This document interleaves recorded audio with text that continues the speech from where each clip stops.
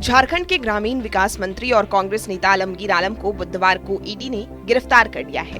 बुधवार सुबह दूसरी बार आलमगीर को ईडी ने समन कर पूछताछ के लिए बुलाया था। जांच में सहयोग न करने पर मंत्री आलमगीर की गिरफ्तारी हुई। टेंडर घोटाले में ईडी ने हाल ही में आलमगीर के निजी सचिव संजीव लाल के नौकर जहांगीर आलम के ठिकाने समेत 6 लोकेशन पर रेड मारी थी। इस रेड में ईडी ने करीब 37 करोड़ रुपए बरामद किए थे, जिसमें नौकर के घर से करीब 35.5 करोड़ रुपए कैश बरामद हुए थे। इस मामले में ईडी ने संजीव लाल और जहांगीर आलम की गिरफ्तारी की थी। बाद में संजीव लाल के ऑफिस पर सर्च के दौरान करीब 2.5 करोड़ रुपए कैश की बरामदगी हुई।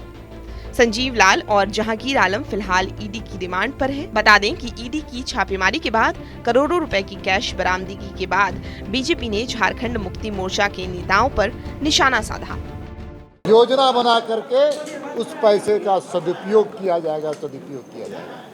इसलिए आलमगीर आलम के अलावा ऐसे कई सफेद पोश लोग आज भी हैं, ऐसे कई नेता और कई अफसर हैं। इसलिए सबको ये सीख है कि राजनीति में शुचिता और अकाउंटेबिलिटी जरूरी है। जो भ्रष्टाचार करेगा उसको तो जाना ही पड़ेगा जेल में। देखिए, झारखंड में आज भ्रष्टाचार का एक और बड़ा विकेट गिरा।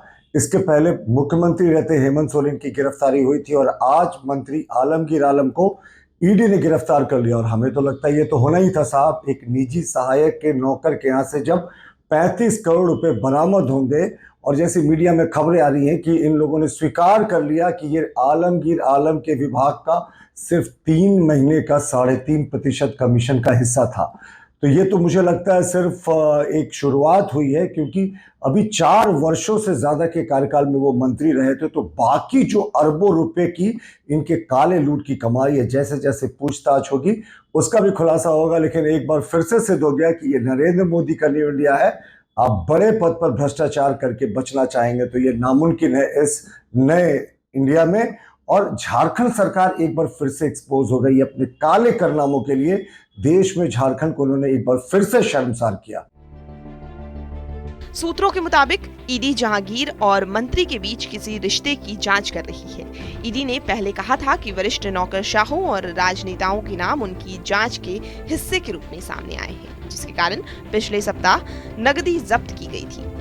ईडी ने कहा था कि ये पता चला है कि संजीव लाल कुछ प्रभावशाली व्यक्तियों की ओर से कमीशन का कलेक्शन करता था। ईडी का ये भी कहना था कि इसके अलावा जांच के दौरान वरिष्ठ नौकरशाहों और राजनेताओं के नाम सामने आए हैं। ग्रामीण विकास विभाग के ऊपर से लेकर नीचे तक कई अधिकारी इस साठगांठ में शामिल हैं और भारी भुगतान आमतौर पर नकदी में प्राप्त किया जाता था और जिसे बाद में बांट दिया जाता था।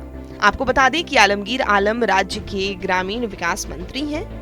पिछले हफ्ते उनके घरेलू सहायक जहांगीर के परिसर से जब्त की गई करोड़ों रुपए की नकदी से उन्होंने खुद को अलग कर लिया था। TV9 के लिए रांची से अशोक कुमार की रिपोर्ट।